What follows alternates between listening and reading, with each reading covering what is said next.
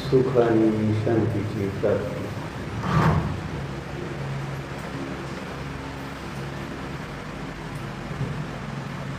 त्याच्यासाठी आपल्याला आपल्या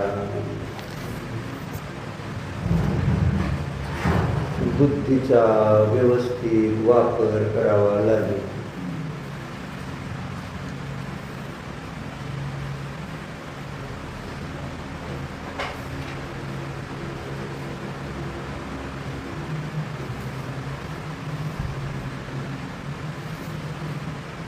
म्हणजे बुद्धीचा वापर, मिळालेल्या क्षमाचा उपयोग, ज्ञानाचा उपयोग,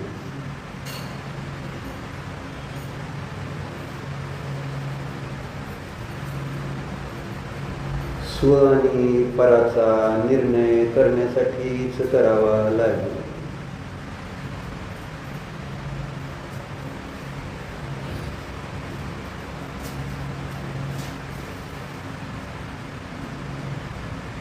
स्व आणि पराचा ज्याला निश्चय नाही, निर्णय नाही, मी कोण आणि पर कोण याचा निश्चय नसणारा, निर्णय नसणारा जीव काय करतो तर पराचीच चिंता करत राहतो.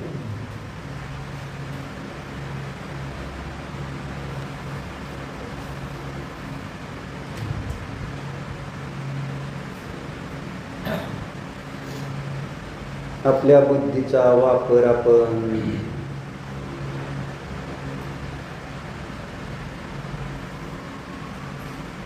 कशासाठी करतो? चिंतेचं मुख्य कारण हेच आहे. विषय कोण करतो आपण? बुद्धीचा विषय जे जीव परपदार्थाला करत राहणार तर चिंता कधीही नष्ट होणार नाही, टेन्शन कधीही संपणार नाही, विकल्प संकल्प कधी दूर होणार नाही, आकुलता व्याकुलता ही कधी नष्ट होणार नाही. असं गणित आहे साधं, तसं का अवघड नाही.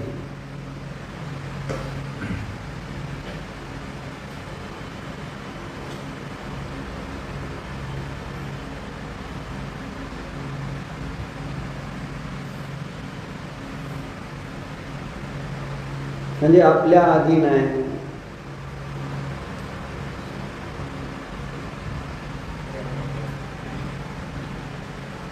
पराच्या अधीन नाही आपली बुद्धी.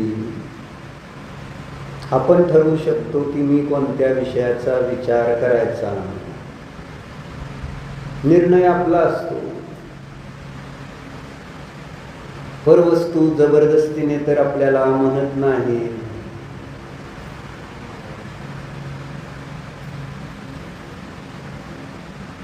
तू मला जाण, तू माझा विकल्प कर, विचार कर. कोणताही इंद्रिय विषय भोग म्हणत नाही आपल्याला. शब्द म्हणत नाही तुम्ही मला ऐका. म्हणते मी माझ्या बुद्धीचा वापर कानाचा अवलंबन घेऊन शब्दाला जाणण्यासाठी करतो. आणि तेव्हा तिथं राग, द्वेष, भाव, चिंता दिसून येते. कारण इंद्रिय परालाच विषय करणारे आहेत. इंद्रियांचा विषय परवस्तूच होतात, स्ववस्तू होतच नाही. आत्मवस्तू हा इंद्रियांचा विषयच नाही. इंद्रियांचा विषय कोण? स्पर्श, रस, गंध, वर्ण, शब्द हे इंद्रियांचे विषय आहेत.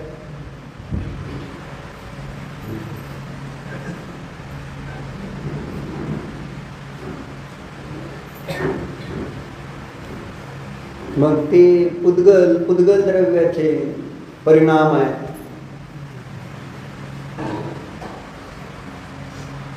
आणि पुद्गल द्रव्य जीवद्रव्याहून भिन्न आहे. मी जीवद्रव्य आहे, बरोबर आहे.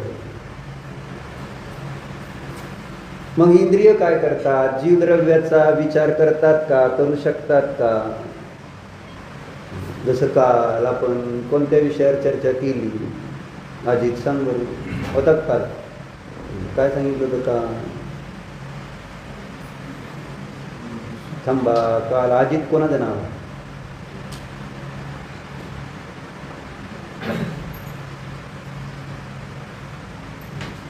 नाही, विरुबाई प्रयत्न सुद्धा करणार नाही. त्याने जरा प्रयत्न जर केला विचार करायचा, तुम्ही डायरेक्टच नाही, आम्हाला काय आठवायचं नाही, काय नाही.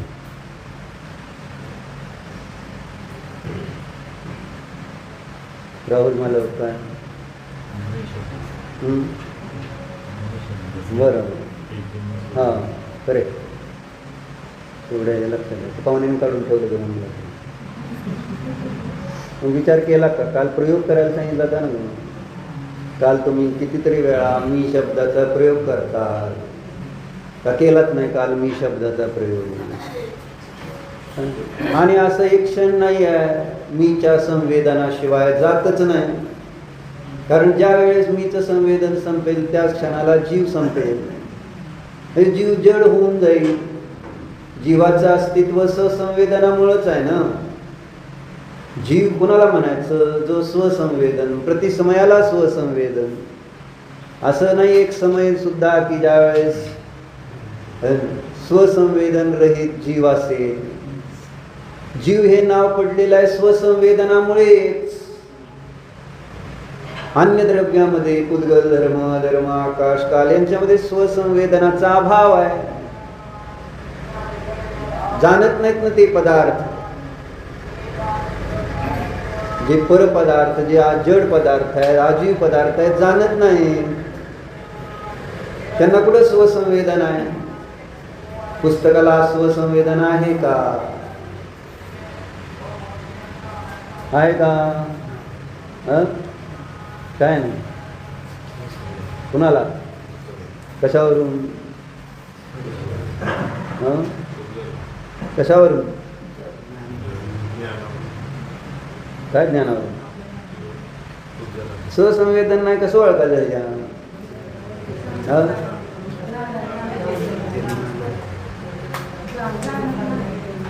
त्याला कळत नाही मी पुस्तक आहे म्हणून. एवढं सांगा की काय नाही, चेतना नाही, नामक नाही, वच शास्त्र पादळायचं सगळीकडे, बुद्धी कधी पादळायची नाही. हीच अडचण आहे. तर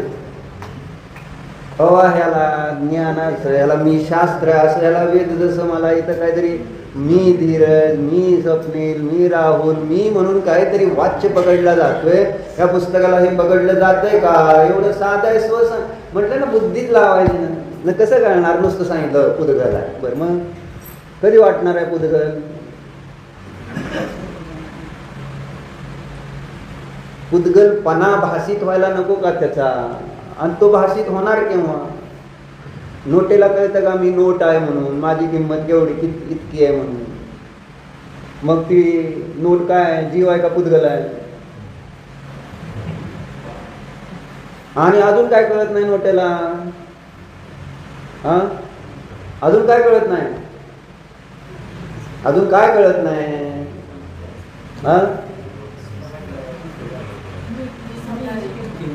अरे आनंद कळत नाही हो. दोनच प्रयोजन आहे. ते 2000ची आहे का 500ची आहे म्हणून त्याला आनंद होतोय काय? हे मुख्य दोन प्रयोजन आहेत त्या दृष्टिकोनातून. कोणाकडे आहे कोणाकडे नाही याचा काय विषय नाही. उगाच लगेच परत आपलं आहे ना बुद्धी पादळायला लागला तुम्ही आता. हे काय नाही. एकदा सांगितलं जरा कुठंतरी काही करायचं काही. दोन गोष्टी आपल्याला कळल्या पाहिजेत. स्वसंवेदन जिथं नाही तिथं ज्ञान नाही, आणि आनंदाचं वेदन नाही. कारण ज्ञान आणि आनंद या दोन गोष्टीच आपल्याला प्रयोजनभूत आहेत. असतं हवं असतं ज्ञान, कारण ज्ञानाच्या अभावात आहे दुःख. दुःखाचं कारण आहे ज्ञान नसणं, अज्ञान असणं. हे व्यवहारात आपण पाहतो. आणि दुसरं आपल्याला बघतो आपण ते आनंद. जिथं आनंद नाही तिथं काय असणार? दुःख असणार. मग ही जी आजीव वस्तू आहे, पुद्गल वस्तू आहे, ज्या ज्या वस्तू माझ्या संपर्कात आहेत पौद्गलिक, त्यांच्यामध्ये स्वसंवेदनाचा अभाव. याचा भाव काय? त्यांच्यामध्ये ज्ञान आणि आनंदाचं संवेदन नाही.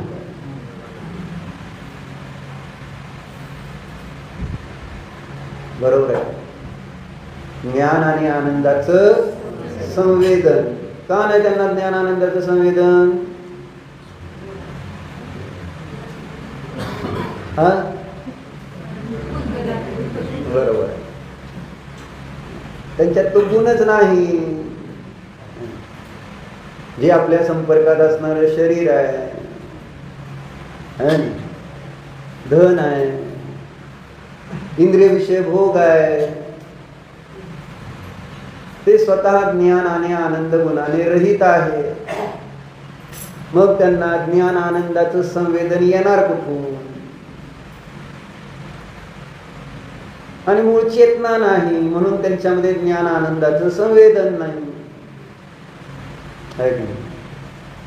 म्हणजे आजीवाला ओळखायला शिकलं पाहिजे का नको? ओळखणार नाही तर मग त्या आजीवामध्ये असणारं एकत्व, ममत्व सुटणार कसं? शरीर मी आहे, माझं आहे, धन मी आहे, माझं आहे. हे जे ते शरीर धन आदीमध्ये असलेलं एकत्व आणि ममत्व, अहम आणि मम भाव, तो सुटणार कसा? समजल्याशिवाय सुटेल का की हे मी नाही आणि हे माझं नाही म्हणून? आणि ते मी आणि माझं का नाही? तर त्याच्यामध्ये संवेदन नाही, चेतना नाही. माझ्यामध्ये चेतना आहे, संवेदन आहे. म्हणून मी वेगळा आहे, हे त्या ठिकाणी शरीर धन वेगळं आहे. एवढे गणित तर रोजची रोज आपण सोडवायला पाहिजेत का नाही? हा फॉर्म्युला वापरून, स्वसंवेदनाचा फॉर्म्युला वापरून आपण रोजचे रोज प्रति समयाला भेद ज्ञान करू शकणार नाही का? जीवाजीवातलं अंतर समजू शकणार नाही का? समजायचं म्हटलं तर त्याला स्वसंवेदन नाही, मला स्वसंवेदन आहे. त्याला आनंद नाही, मला आनंद आहे. हे प्रयोग केले तर आपल्याला जीवाजीवातलं अंतर समजत असताना त्या पुद्गलाच्या निमित्तात मग मी जी भ्रांती केलेली आहे की ते ज्ञान आनंदाचं कारण, ते संस्कार संपून जातील. चिंतनानेच ते संस्कार तुटणार आहेत. पण चिंतन नाही, चिंताच करायची. चिंतेचा आधार काय? चिंतेचा बेस काय? चिंतेचा बेस काय साहेब? काय सांगा, आम्ही बसलो की आता अजून कशाला काय विचारत बसतो? चिंतेचा आधार काय शाश्वत? काय आशिष भाई काय? बरोबर. काय अज्ञान काय ती तर सांगा. अज्ञान बरोबर आहे. हा पर चिंतेचा आधार सुरुवात सांगितली मी काय आउट ऑफ सिलेबस विचारत नाही म्हटलं ना, पहिल्यांदा सांगितलं होतं. चिंतेचा आधार पर वस्तू आहे. जो जीव पर पदार्थाचा विचार करेल त्यालाच चिंता असेल. आणि तुम्ही हे तपासून बघा. संयम काय कुणाला चिंता आहेत बघा. ज्याला स्वतःच चिंतन चाललंय त्याला चिंता आहे का? ज्याचं पराचं विचार चाललेला आहे त्याला चिंता आहे. आणि अकलंक देवाने तर स्पष्ट सांगितलंय काय? परचिंता हे सगळ्यात मोठं पाप आहे. परचिंतेच दुसरं नाव काय शास्त्राच्या भाषेत?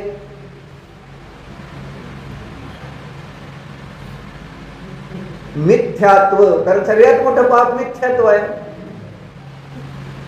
साधे प्रश्न विचारतो म्हणजे आवड तुम्हाला असं एकदम असं वाटतं काही विचार सांगते की नाही. परचिंता हे सगळ्यात मोठं पाप म्हणून स्पष्ट लिहित आहे.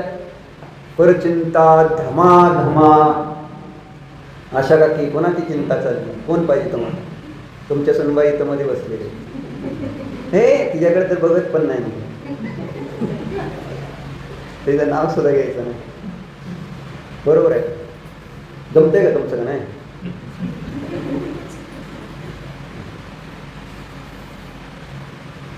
मग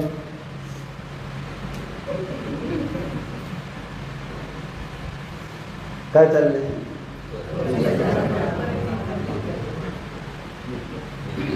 मग पराचा विचार मी करतोय हे पाप आहे. गरज आहे.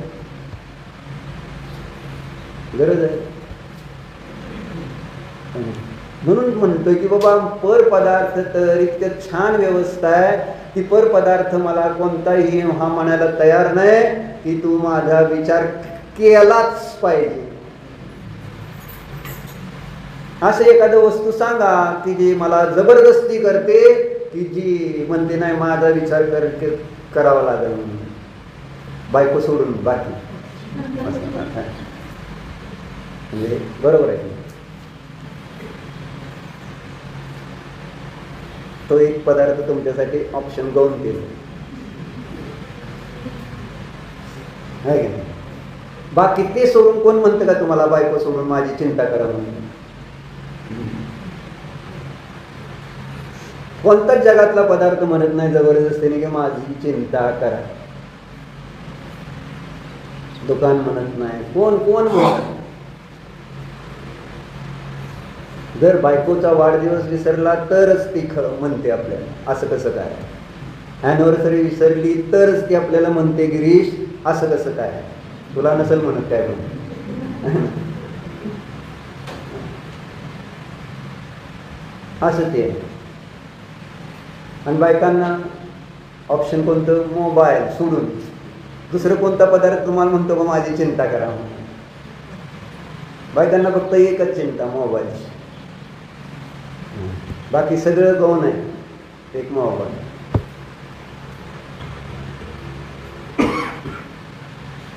चर्चा ही मंदिरात बसलं तरी मोबाईल आणायचा, वाजलं तर पूजा सोडून उठायचं, बोलायचं. अशी महत्वाची कामं ज्ञानी विद्वान पण करतात.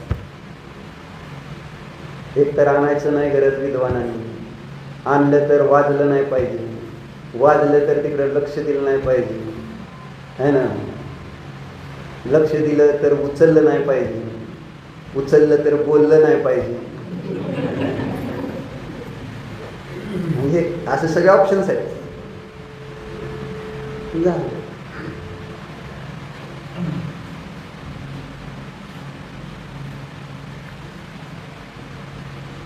म्हणून चर्चा कशासाठी सांगतोय? कशासाठी सांगतोय? आपल्याला पापमुक्त झाल्याशिवाय शांती मिळणार नाही. जोपर्यंत पाप आहे तोपर्यंत शांती कसं मिळणार? आणि पापाचं कारण आता प्रॅक्टिकली समजावून घ्या. आता मिथ्यात्व हे शास्त्रीय झालं, पण प्रॅक्टिकली जर म्हणजे प्रयोगात्मक विचार करायला झालं तर पाप काय? तर इथं सांगतायत आचार्य अमरून आपले अकलंक देव, बाबा पराचा विचार करणं हे महापाप आहे. जर तुला त्या महापापापासून वाचायचंय तर पराची चिंता करू नको, असं त्याचा अर्थ असं सांगायला पाहिजे का? ज्या गोष्टीमुळे मला त्रास होतो आहे त्या गोष्टी तुम्ही करू नका असं सांगायला लागतं का? सांगायला पाहिजे का? कुणाला सांगावं लागतं ज्यामुळे त्रास होतो त्या गोष्टी करू नका म्हणून? कुणाला सांगावं लागतं? सांगा. करेक्ट. तुम्हाला कसं काय माहिती?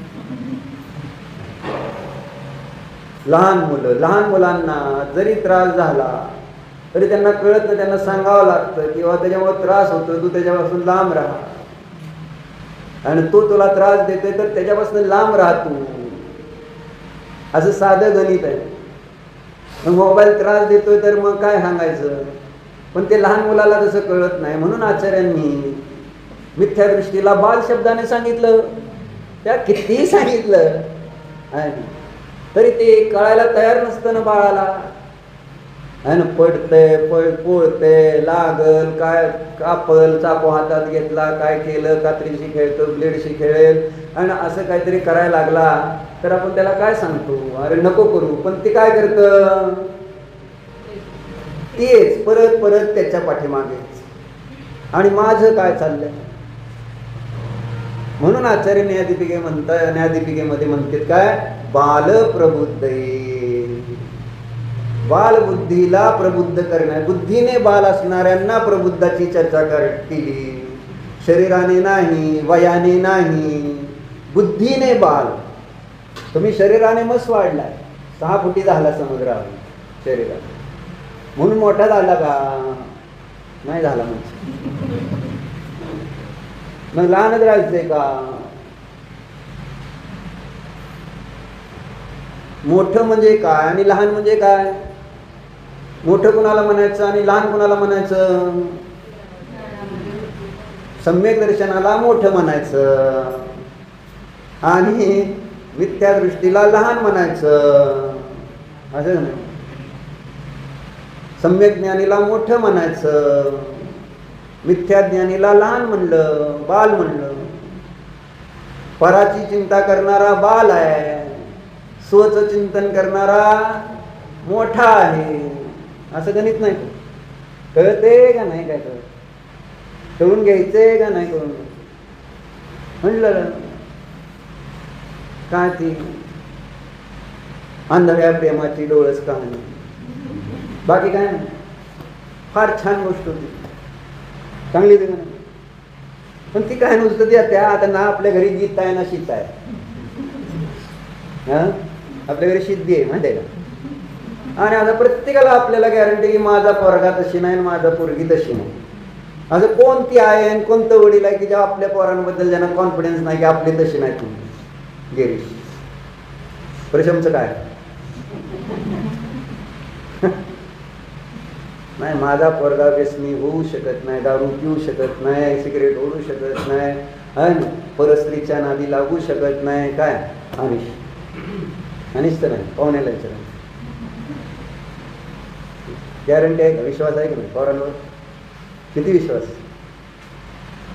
आणि विश्वासघात ज्या दिवशी होतो ना त्या दिवशी पायाखालची जमीन सरकती. त्यांनी सांगितलं ना, वडिलांनी आत्महत्या केली, वडिलांनी आत्महत्या केली आणि आईला वेळ लागली. पण त्या मुलीचा अगोदर किती कॉन्फिडन्स होता जायच्या आधी, आहे ना? तिला आई वडील समजावून सांगत होते का नाही? मग ती काय म्हणायची? मी काय आता लहान आहे का? तसं तुमचं म्हणणं हेच आहे, आम्ही काय आता लहान आहे का? आम्ही आता मोठं झालो. बरं, मोठं झालंय कशाला म्हणायचं? तिला अनुभव नाही, आणि काय असतं जग, काय असतं, कसं असतं तिला माहिती नाही. आणि तीच गोष्ट आमच्या बाबतीत आहे. वस्तू व्यवस्था काय आहे, कशी आहे, शरीर कोण, मी कोण, काय माहिती नाही. विचार करायचा नाही. पाप काय, पुण्य काय, धर्म काय, माहिती नाही. पण जर असा त्या मुलीला प्रॉब्लेम मुलीचा कोणता होता? ओव्हर कॉन्फिडन्स म्हणतात. आणि मग आमच्या सगळ्यांमध्ये ओव्हर कॉन्फिडन्स आहे. आंधळ म्हणलं काय म्हणले? आंधळ्या प्रेमाची डोळस कहाणी. शीर्षक पण चांगलं होतं. माझं आंधळ प्रेम नाही का भावावर? प्रश्न आहे आपलं मामी तुम्हाला. हाय म्हणते, काय करायचं तुम्हाला? म्हणजे त्यांचं सांगणं तर हो आहे काय, काय म्हणणं? काय नाही बाबा, काय नाही म्हणायचं. असं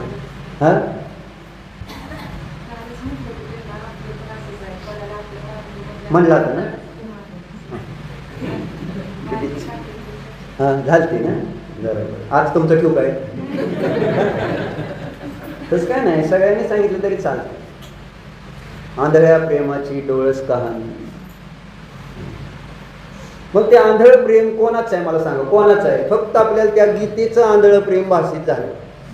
हे तिला सगळ्या पद्धतीनं आईनं वडिलांनं समजावून सांगितलेलं होतं. जेव्हा ती कॉलेजमध्ये प्रेम करायला लागल्यावर, घरी आल्यावर आहे ना, माणूस विमनस्क झालेलं दिसतं का नाही दिसत? अनुपवने विमनस्क झालेत का नाही मुलं? राहुल तुझा नाही, ती तर ब्रह्मचर्य राहणार. संयम म्हणजे ब्रह्मचर्याचं त्याला आता चाललंय. आणि एखाद्या आम्ही जसं सांगितलं ना, इंडिया डॉक्टरचा म्हणजे माता पिता झाले पंचकल्याणकला आपल्या अकलूजच्या आहे ना. आम्ही ज्यावेळेस ते अकलूजचं पंचकल्याणक व्हायला अजून 4-5 वर्ष होते, पण आम्ही त्यांना 4-5 वर्ष अगोदरपासूनच म्हणायला लागलो माता पिता माता पिता माता पिता. काय मग करता करता असे सगळे शिबिराला आले बाहुबलीला की सगळेजण त्यांना माता पिता करून टाकायचे म्हणायचे. त्यांना त्यावेळेस काय त्याच्यात असा इंटरेस्ट नव्हता, काय नव्हतं, उगाच चेष्टा म्हणून चाललेली असं वाटत. पण आम्ही आपलं तुम्हाला माता पिता करणार असं म्हणत होतो सारखं. मग करता करता काय झालं, त्या संस्कारामुळं जेव्हा खरोखर पंचकल्याणकाची वेळ आली आणि सगळे पद द्यायची चर्चा चालू झाली, माता पिता कोण होणार आहे ना, असा प्रश्न प्रत्येक वेळेस येतो. माता पिता कोण? कारण बरोबर होयच का माता पिता? सांगता नाही सांग ब्रह्मचारी घाला बायका सांगायला काय घाबरत नाही बरं का, एवढं मात्र मला कळलेलं आहे. म्हणजे जे असेल ते आपलं बोलून टाकायचं, न करो काय करो उलट करू काय त्याचा विचार नाही, पण सांगायला मात्र एक नंबर आहेत बायका. एवढं मला चांगलं पटलेलं आहे. मग पुरुषांना लाज वाटते सांगताना कधी सुद्धा, कारण त्यांना मध्ये आपण बोललो पण आपल्याला करणार नाही त्यापेक्षा न बोललेलं चांगलं. म्हणून पुरुष कोण म्हटले का, त्यांना माहित आहे का ब्रह्मचर्य व्रत घ्यावं लागतं. म्हणजे त्यांना माहित आहे बोली तैसा चाले त्याची वंदावी पावली असतील, आपण बोललं तर उगाच फसते, त्यापेक्षा काय न बोलता आपलं आहे ना आमचं चुका आहे तर गप बसावं. पण बायका ब्रह्मचर्य घ्यावं लागतं. फरक कसा पडतो हे मला फक्त सांगायचं. बरोबर आहे का निलंगाई? पुरुष बोलत नाही, बायका बोलत. थोडंसं इकडं तिकडे केलं पाहिजे. म्हणजे पुरुषांनी थोडं बोलावं, बायकांनी थोडं गप बसावं, म्हणजे असं थोडं स्यादवाद, बाकी काय अनेकांत असं. मग ठरलं शेवटी त्यांच्या मिसेस त्यांचं ठरलं का नाही, काय ठरलं की माता पिता व्हायचं ठरलं. मग आम्ही पण आता दुसरे कोणाला विचारायचं विषय संपला होता, माता पिता कोणी नाही काय नाही, आता फिक्स झाले असं आम्ही ठरवलं होतं. पण है ना, म्हणजे कळीचे नारद किंवा मधनात ज्यांना काय नसतं पण उगच काहीतरी मध्ये ही टाकायची म्हणजे ठिंगी म्हणायचं का काहीतरी असलं म्हणायचं. मग आता कधी तसं काय नाही, पण उगच मग विषय निघाला, मग त्यांनाच कशाला आहे ना, तेच काय तुम्ही काय विचारलं नाही सांगितलं नाही म्हटलं की तर सगळ्याला सांगायचं, आणि जर मग त्याच्यात निघाले तर मग चिठ्ठ्या काढायच्या. म्हटलं बर. आणि योगानं 2 जोड्या तयार झाल्या, अजून आम्ही पण होणार माता पिता. आता बाबा तू बहिणी सांगितलंय, एकांना सांगितलंय, शब्द दिलाय, तर तसं होत नाही. ट्रस्टिंगचं विश्वास नाही. आता म्हटलेलं आहे एखाद्याला शब्द दिल्यानंतर, आणि आता मी शब्द दिला असं समजून जा, तर काय करायला पाहिजे? दिलाय ना, बरं ठीक आहे दिलंय, पद विषय संपला, हे योग्य आहेत पात्र. आणि असं काय आम्ही कोणाला पण थोडंच असं दारू पिणाऱ्यांना उभा करणार आहे माता पिता म्हणून? व्यसनी लोकांना थोडंच उभा करणार होतो. ज्ञानी असलेले थोडंसं संयम, आज आता प्रतिमाधारी ते झाली, ब्रह्मचर्य प्रतिमा घेतली त्यांनी, परत ब्रह्मचर्य व्रत त्यावेळेस घेतलं, ब्रह्मचर्य प्रतिमा नंतर घेतली, लक्षात राहायचं.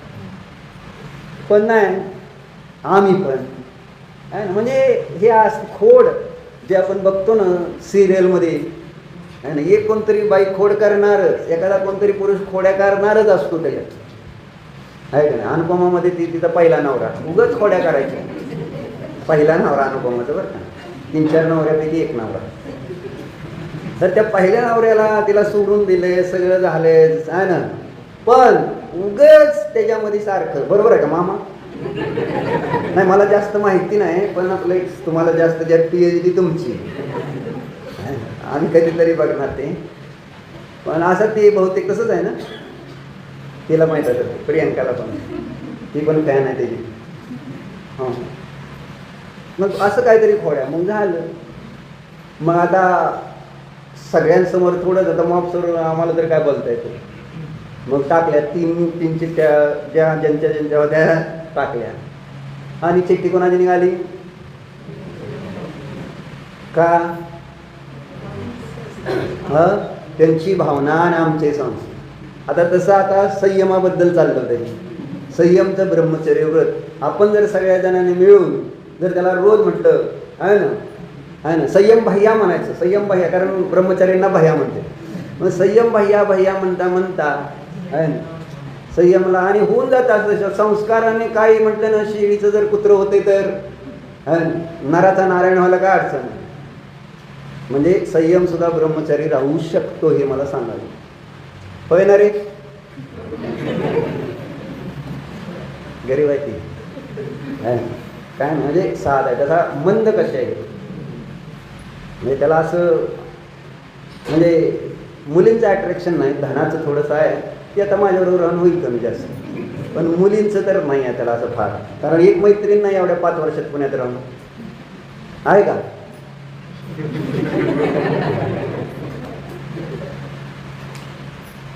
चांगलं सांगतोय, कौतुक करतोय का निंदा करतोय का?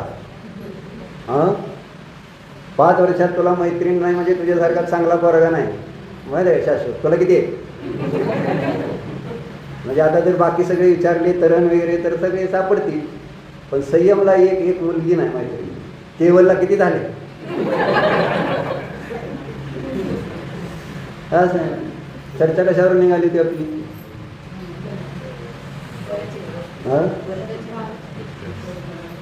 आंधळ प्रेम, आंधळ्या प्रेमाची डोळस कहाणी, ही चर्चा चालली होती तुमच्यावरनं. माझ्या लक्षात बरोबर आहे. तुम्ही जरी कुठेतरी विषय नेला तर मी काय तुम्हाला सोडत नाही, है ना. आंधळ प्रेम तोंडात घालून नाही लागा, ती आता इथं घालतो.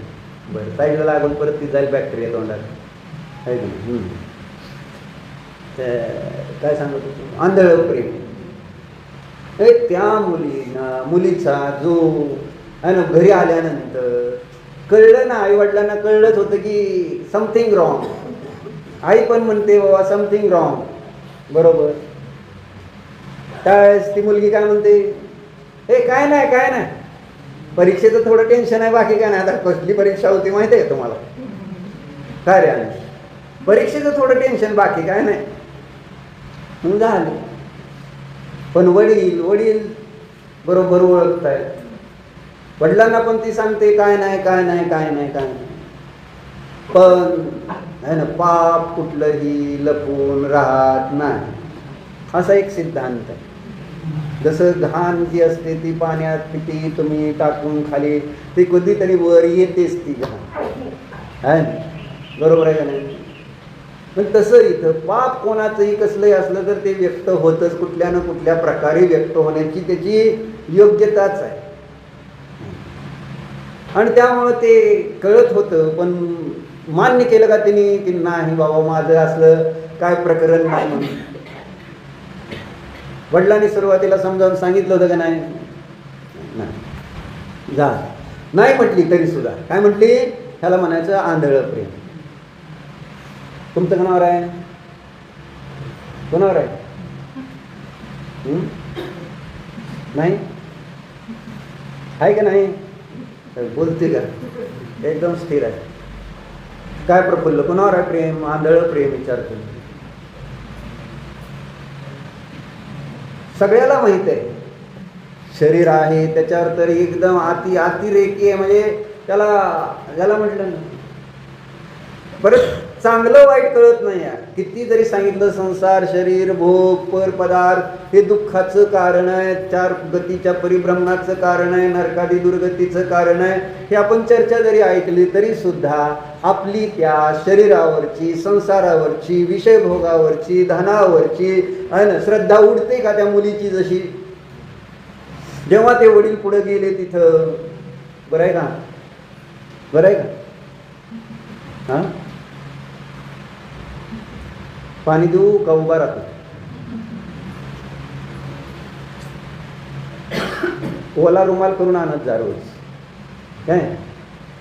आणि खरं तर आता तुझी झोप व्हायला पाहिजे चांगली. तर सांगायचं काय,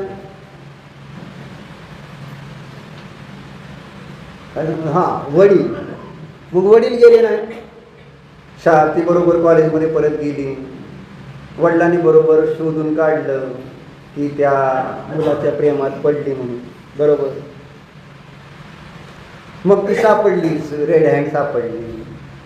सापडल्यानंतर वडील काय समजावून सांगते, काय सांगितलं होतं वाक्य, जसं दिसतं तसं नसतं.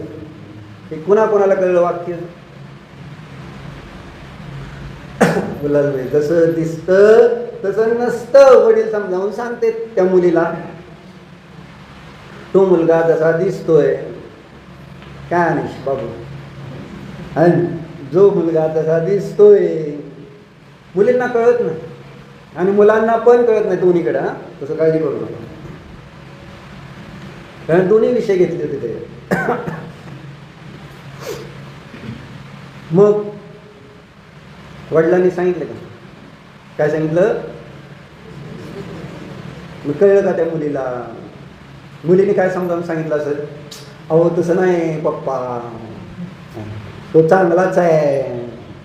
कन्व्हिन्स, तसं तुम्ही कन्व्हिन्स करायचं नाही, आमचा संसार चांगला आहे, आमचे कशाय चांगले आहे, आमचे दोष चांगले आहे. कुणी आपल्या दोषाला वाईट म्हणतंय का, आपल्या कशायांना चुकीचं म्हणतंय का, काय मान. काल आपली दुपारी चर्चा झाली की ना त्याच्यात. म्हणजे सगळे दुसरे चुकीचे दिसते, पण मी काय करतोय हे मला माहिती नाही. माझे दोष मला दिसत नाही आणि त्या माझ्या दोषाला मी नेहमीच पांघरून घातले, त्याला एक चांगलं रूप दिलेलं आहे दोषांना. मग याचंच नाव काय, आंधळ प्रेम. बरोबर. म्हणजे आता सगळं कळतंय आणि मोठ्यांना कळत असत, म्हणूनच समजावून सांगते. मोठे कोण आहेत, हरिहंत देव, निर्ग्रंथ गुरु, हे मोठे सम्यकदृष्टीची. आणि ते समजावून सांगते, बाबा तुमचं हे संसार कसा आहे, तुमचे हे विकल्प कसे आहेत, हा तुमचा परिग्रहाचा त्या ठिकाणी राग कसा आहे. आता तिथं केवळ तो मुलगा आहे, मुलगी आहे, तिथं तुम्ही परिग्रह लावा ना शब्द काढून, धन लावा. जे ज्याच्याबद्दल मला प्रेम आहे त्याबद्दल किती काही कसंही सांगितलं तर माझी त्याच्याबद्दलची जी श्रद्धा आहे ती बदलते काय, त्याचं नाव आहे आंधळ. अहो ही व्यवहारातलं सोडा, धर्मावर सुद्धा आपण बघतो ना अंधश्रद्धा, काय बरोबर काय चूक काय नाही. जो धर्म जसा ऐकलाय मिळालाय बस तेच तेवढा बरोबर. मग हिंसा असू दे नाहीतर अजून कसाही असू दे, दुसऱ्या जीवाला त्रास दिलेला असू दे तरी तो धर्मच. असं धर्म करणारे असे अनेक आहेतच की, हिंसेमध्ये धर्म मानणारे, बळी वगैरे देऊन. त्यांना सांगितलं तुमचा चुकीचा आहे, कोणाला पटतं, पटतंय का, काय संयम पटलं का, आम्ही तुला सांगून एवढं ब्रह्मचर्य राहण्यात चांगलं आहे काय, काय विचारतो, पटतंय का ब्रह्मचर्य राहणं चांगलं आहे ते. अरे असं तर हलव नाही तर असं तर हलव, काय मला कळणार कसं, नाही पटत.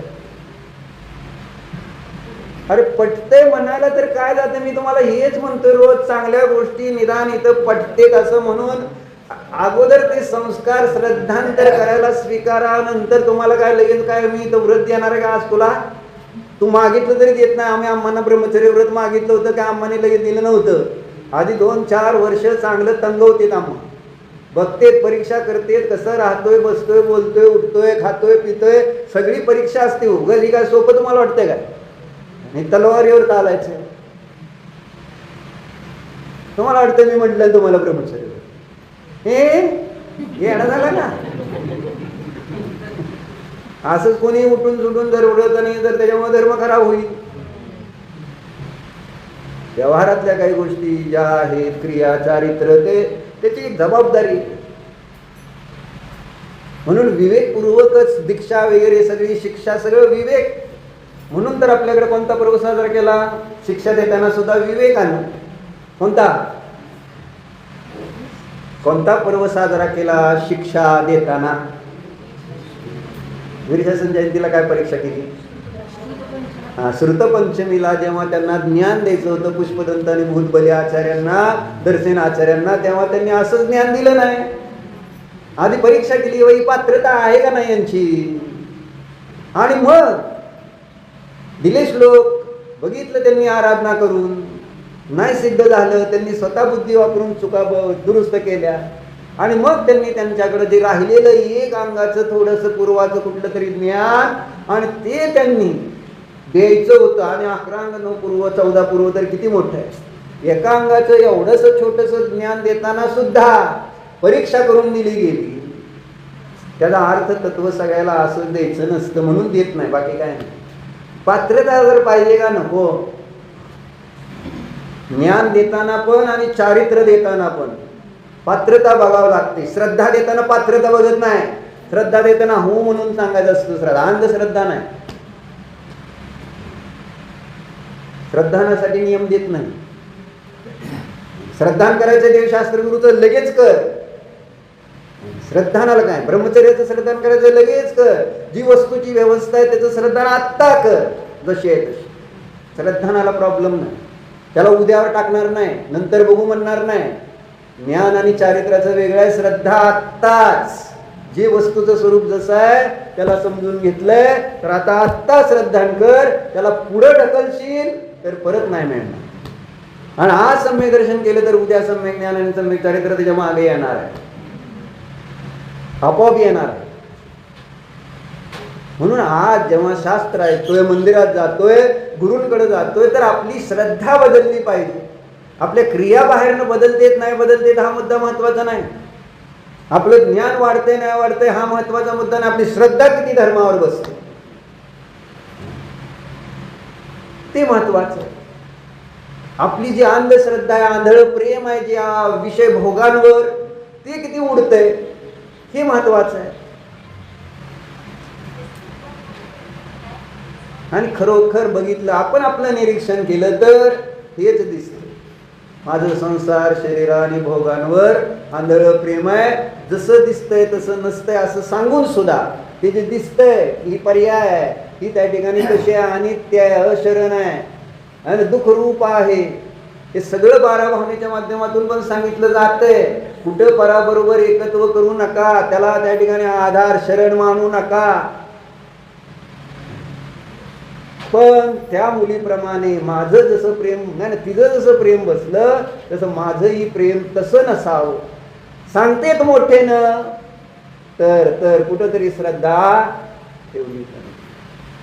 आणि तसं नाही ठेवलं तर त्या मुलीचं काय झालं? कल्याण झालं? मुलीचं कल्याण झालं का? तुम्हाला प्रत्येकाला वाटतंय त्या मुलीने तसं करायला नको, करायला नको, करायला नको, असं प्रत्येकाला वाटलं नाही. कोण इथं असं नाही की ज्याला असं वाटलं नाही की त्या मुलीनं असं कसं काय केलं. आई वडिलांचं ऐकायला पाहिजे होतं. काय अनिश, ऐकायला पाहिजे का नको? आई वडिलांचं ऐकायला पाहिजे. मग तू सांगून बघा आता काय ऐकतोय का. मग नाही ऐकलं. प्रॉब्लेम तो होता ना, आंधळ्या प्रेमाची डोळस. म्हणजे त्यांनी पुढे ती घटना आपल्या समोर एक चित्र रंगवलंय. घटना काय घडली नाही घडली तो विषय नंतरचा. अशा अनेक घटना घडलेल्या आहेत, तो विषय वेगळा. पण त्याच्यामध्ये ते रिझल्ट दाखवले, फळं दाखवली. त्या गोष्टीचं फळ तुमच्या समोर उभा केलेलं आहे की असं केल्यानंतर तिला काय फळ मिळालं. काय फळ मिळालं? फसवणूक झाली. कोणाची फसवणूक झाली? तिची स्वतःची झाली. मग सगळ्यात जास्त कोण कोणाला फसवतं सांगा.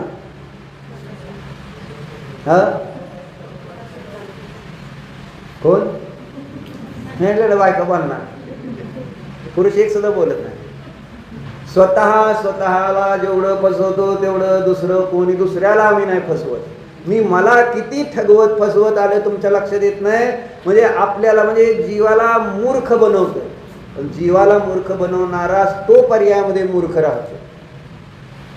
आपल्याला वाटतंय की मला म्हणजे आपण आपल्यालाच प्रत्येक वेळेस खोटी समजूत काढली. तसं नाही, ती मेलाय, मी नाही मरणार, त्याला पैसे मिळाले दुःखी झाला, मला नाही होणार. ते मुकेश अंबानी किती रडला तुम्हाला सांगितलं नाही? मुलाच्या लग्नामध्ये रडला म्हणून सांगितलं तुम्हाला. खूप रडला. माहिती आहे का रडला? काय कमी होतं ते एवढं? आपण त्याची लग्नाची चर्चा, प्री वेडिंग, दोन प्री वेडिंग झाली त्याची. सगळे सेलिब्रिटीज जगातले केवढे मोठे, ती नाचणारी बाई किती करायला कोट रुपये घेतले, 70 कोट काय 700 कोट किती घेतले रे तेजस? तो 15 लाखात तर त्यांनी करून दाखवलं. पण महाबळेश्वर डेस्टिनेशन वेडिंग, काय नाही बाकी काय नाही, डेस्टिनेशन. 15 लाखाचा नुसता धुराळा. इंद्रजित पाहुण्यांना माहित असेल काय करते ही पोरगं, पण आता काय करायचं काय? अरे बाबा काय करू इथं साधन. तसं डेस्टिनेशन. आता डेस्टिनेशन मध्ये किती आनंद राहिला त्या डेस्टिनेशनचा, आता सांगा बरं तेजस. काय राहिले का थोडंफार बॅलन्स? आता वाटत असेल काय डेस्टिनेशन, काय मोकळ्यात पैसे घालवले. म्हणजे पैसे मिळवायला लागल्यापासून त्याला असं वाटायला लागलं 15 लाख. जेव्हा पुन्हा त्या 15 लाखाचा विचार येईल ना, तुला वाटेल काय उगत गेले 15. आता येणार आहेत का ते 15 लाख? आता तू तुझ्या पोराला सांगशील कदाचित, अरे नसतं तसं चांगलं. त्याला कळणार आहे का पण की बाबा असं घालवायचं नसतं म्हणून? काय अनिश तुझं कसलं करायचं? डेस्टिनेशन करायचं का कसलं करायचं? तर मामाच्याच कार्यालय फ्रीमध्ये.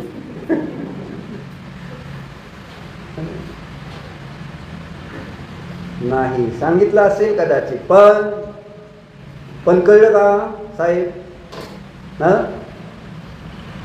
काही नाही, काय सांगू नका तसलं. मी पण मला कळतंय का काय सांगतोय ते? आंधळं प्रेम आहे डॉक्टरचं. काय किती आंधळं प्रेम आहे त्याच्या व्यवसायावर. देव नाही, धर्म नाही, झोप नाही, शरीर नाही, काय नाही. फक्त काय, फक्त त्याला पण पटते कारण त्याचा ती वैरीच आहे, कारण त्याचे पैसे संपवते ती थोडंच खर्च करते, त्याच्यामुळे त्याला त्रास आहे. बाकी काय नाही त्रास, त्याचा प्रॉब्लेम तो आहे. कारण हे जे पैसे घालून आता हे नाही एकट्याने बसून करते, आवडते आणि म्हणते मला एवढा 5 मजली दवाखाना बांधायचं आहे, मला तिकडे एक हॉस्पिटल करायचं, मग मी त्या जागेत करणार नाही, हीच पाडायचं. असं करून करून बेचाऱ्याची राहिलेली केस चालली सगळी आहे ना. पण ते हट्ट असं आहे की ऐकायला तयार. म्हणजे किती समर्पण, म्हणजे त्याचं नाव आहे आंधळं प्रेम. त्या मुलीचं किती समर्पण. म्हणजे जन्म देणारे आई वडील ज्यांनी त्याला सांभाळले, सगळं मोठं केलं लहानाचं, ते त्या ठिकाणी समजावून सांगितलं तर तिचं ऐकायचं तयार नाही. आणि तो कालचा पोर म्हणजे नवीन कधी भेटलाय तो, आणि त्या पोराचं मात्र लगेच. मी एवढं तुम्हाला शास्त्र सांगितलं आणि बाहेर जाऊन तुम्हाला एखादी जागेचं कोणी विचारलं चौकशी, इथं अशी जागा आणि स्वस्तात आहे. म्हणजे समजा एक उदाहरण, हे मनुष्य म्हणतं हे 2.5 प्लॉट विकायला निघाले अनुपावणे आहे ना, आणि ते आपलं असं साधर्मीला स्वस्तात द्यायचं आहे असं ठरलंय समजा. मग शास्त्रात काय सांगितलंय हे लक्षात का आता आहे ना? मग जाऊन आता तुमची भावकीच आहे ना, बाकी काय नाही. नंबर लागतील का नाही? किती बरं एवढं चालतंय, संपलं. म्हटलं ना वेळ लागत ना. हे कालच्या गोष्टी म्हणजे जे आपल्याजवळ असलेला अनादी अनंत ध्रुव देव शास्त्र गुरु सगळे गाऊन होऊन जाते. त्या इंद्रिय विषय भोग धन हे सगळं नवीन आहे. संयम आतापर्यंत तुला धन वगैरे काय कळत नव्हतं, पण आता तुला कळायला लागलं दुकानात बसल्यापासून धन. आता सांगितलं तुला की धनाच्या नादी लागून आंधळं प्रेम आहे, तर तुला पटतंय का? नाही पटत नाही. आणि विशेषतः ही आहे की आई वडील त्याला त्या मार्गावर पाठवत आहेत, ही त्याच्यापेक्षा अजून विशेष. म्हणजे त्या मुलीला जर त्यांच्या आई वडिलांना समजून जर त्या मुलीला तिकडं तसंच पाठवलं असतं तर काय म्हणणार? मुलगी वेडी का आई वडील वेडे? कोण येड? कोण येड आहे? कोणाचे? संयमचे विचारलं. बाबा तुम्ही दोघं मिळून म्हणू शकता ना, राहा ब्रह्मचारी जितू काका म्हणते म्हणून म्हणचाल का एकदा तर? आता मनापासून ना म्हणते तरी तसं लय लक्ष द्यायचं नसतं बरं का जितू काका त्याला, बरोबर आहे की नाही? जितू काका म्हणायचं त्यांचं काम असतं आहे ना, त्यांचं फक्त ऐकायचं, मनाचं करायचं, ऐकावे जनाचे करावे मनाचे, असाच सल्ला द्याचाल का? जर ते तुम्हाला म्हटलं की जाऊन जितू काका म्हटले ब्रह्मचार्यावर घेतो मी, घेऊ काका म्हणून आज, काय सांगतात? काय सांगतात सांगा, तुमची काय प्रतिक्रिया त्याच्यावरची?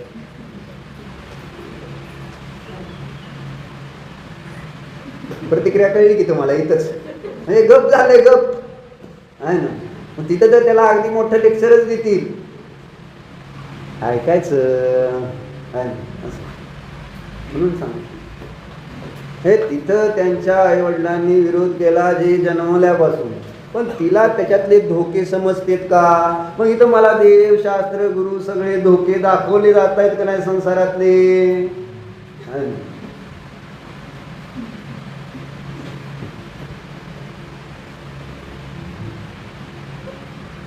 मग काय भजन एक आलेलं कुठल्या ह्याच्यातलं, हे बंबई शहर हादसों का शहर असं एक भजन होतं. म्हणजे प्रत्येक क्षणाला कुठं ना कुठं काही ना काही हादसा, हादसा म्हणजे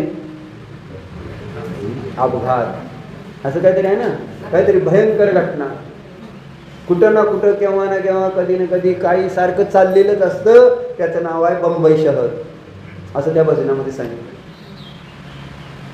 यहाँ जिंदगी हादसों का सफर आहे ना, तिने काल कटीपतंग मी आपलं दुसरं आहे ना, सगळे आम्हाला भजन येते तसं सांगणाऱ्या नाही येते आहे ना. म्हणजे जीवन जर बघितलं तर सगळं असं अपघातांचंच, भयानक प्रसंगांचंच त्या ठिकाणी हे काय म्हणायचं, सफर म्हणजे इंग्रजीतलं सफर नाही, प्रवास. हा प्रवास, हे जीवन असं आहे आणि हे दाखवतोय. आणि त्या मुलीला मग गेल्यावर कळतंय आहे ना की बाबा हा लग्न केलं, पळून केलं. आता जाणार का नाही पळून, आहे ना, पळून जाऊ. मनीषा बोलणं सांगितलं म्हणून करतो, पण बाकी काय नाही. पळून पळून लग्न केलं का नाही तिने? आई वडिलांची परमिशन नव्हती, देवशास्त्री गुरुची परमिशन आहे तुम्हाला लोकांना जायची, सांगा बरं कोणाकोणाला परमिशन आहे? लग्न करायची कोणाकोणाला परमिशन आहे देवशास्त्र गुरुने दिली, सांगा बरं.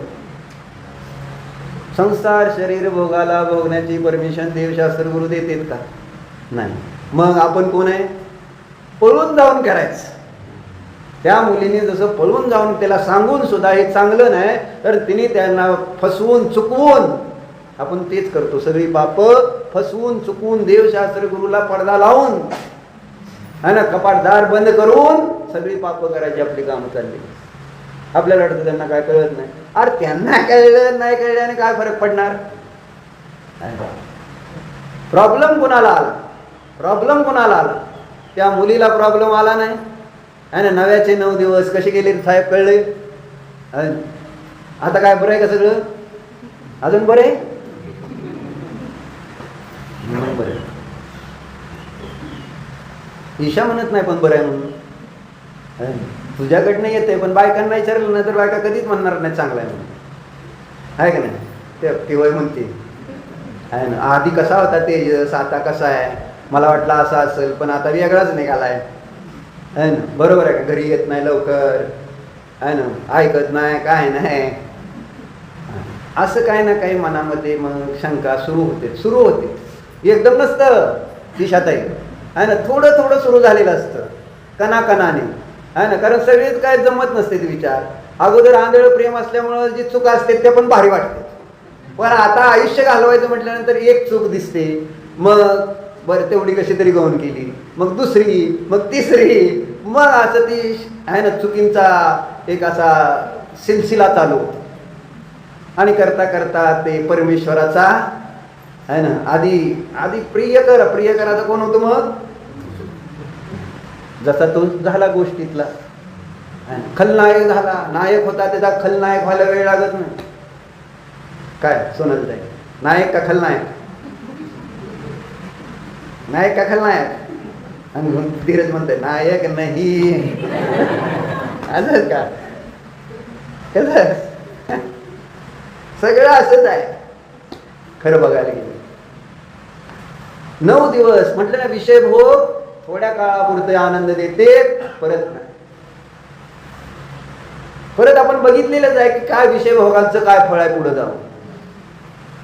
ते सांगा, 9 दिवस गेले, त्या मुलीचे संपलं. हळूहळू त्याला कळायला लागलं मुलगा कसा आहे. बरोबर, आंधळ प्रेम. आता तिला डोळे आहे ना दिसायला लागलं. आधी दाखवलं तर बघायला तयार नाही आहे ना. डोळे फोडून घेतले त्या महावीराच्या मावशीनं, असं म्हटलं जातं आहे ना. काय त्याला बघायचं नाकड्याला म्हणले. समोसरण आलं महावीरांचं तर म्हणते काय त्याला बघायचं. डोळे फोडून घेतले. कुणी? महावीराची मावशी. कोण? मामी. कोण? महावीराची मावशी कोण?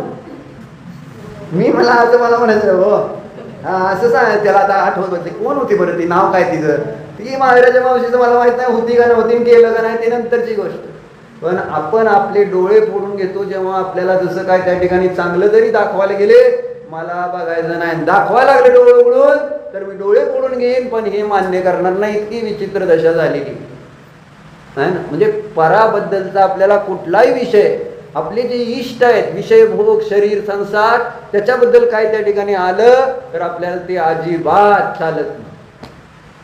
हे सोडून देऊ आपण, त्याच्यापासून लांब जाऊ. कोणापासून? स्वतःपासून. पण ते सोडायचं नाही. बरोबर, आई वडिलाला सोडलं, आई वडिलाला सोडलं का नाही, काळजी गेली का नाही. तसं आपण अरिहंत आमच्यासाठी मरून जाते. जेव्हा आम्ही विषय भोगामध्ये आसक्त होतो, जसं ती मुलगी तिथं पळून गेली, तसं मी जेव्हा दुकानात पळून जाईल त्यावेळेस अरिहंत माझ्यासाठी मेलेले असते. आर्यंत मरणार नाही मरणार हा तो त्यांचा विषय नाही चालला, मी आर्यंतांना मारलेला असेल.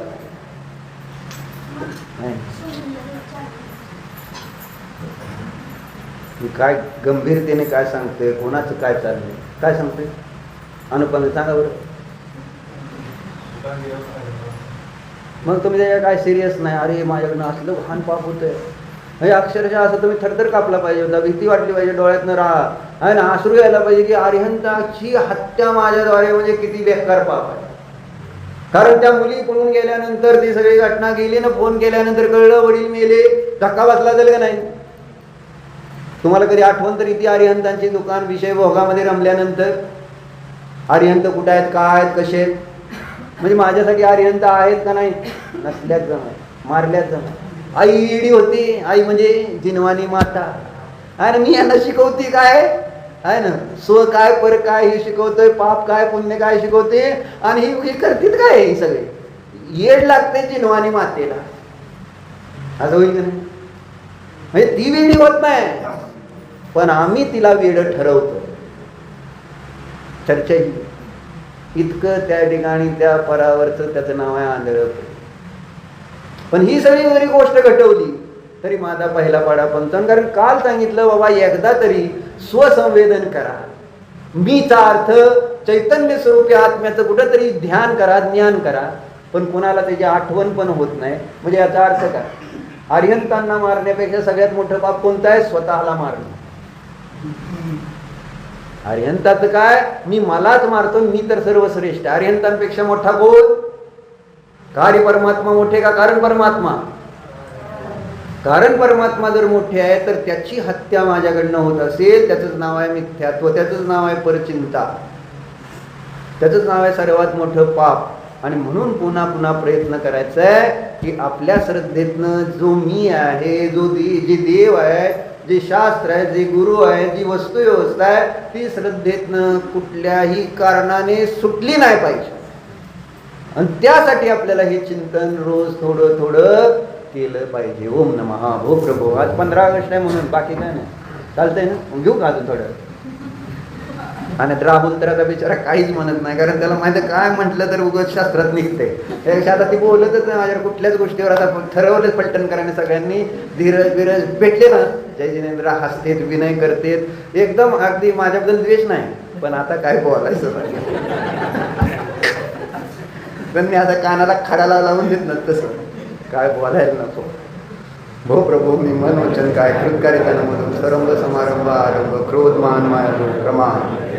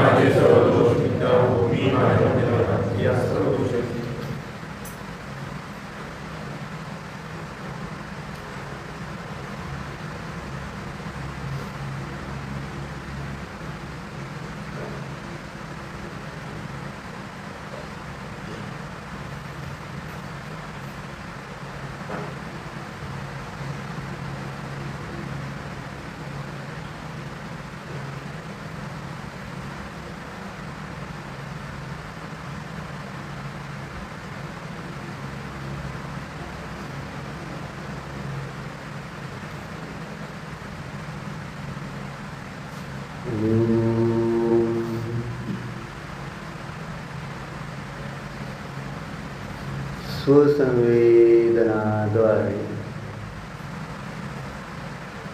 चैतन्य स्वरूपी मीला जाणा.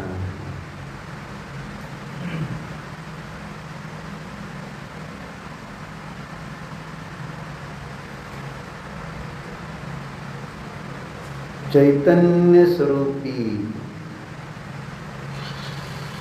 मी स्व आहे.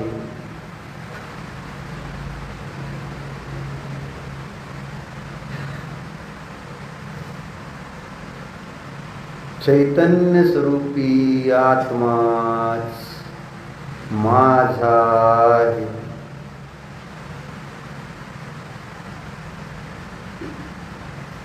शरीर संसार भूत पर आहेत माझ्यापासून भिन्नच आहे.